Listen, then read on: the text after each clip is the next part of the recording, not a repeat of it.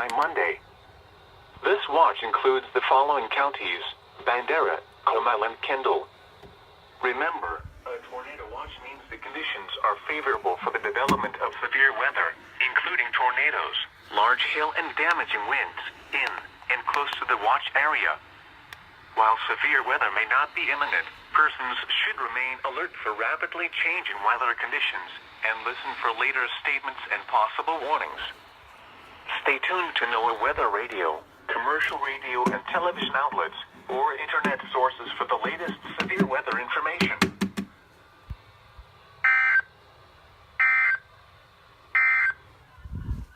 The National Weather Service has issued Tornado Watch number 8, effective until midnight Central Standard Time Monday.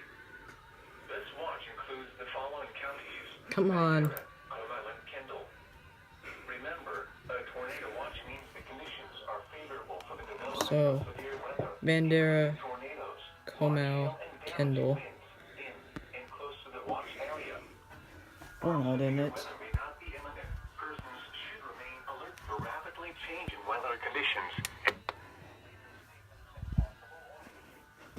This one didn't go off.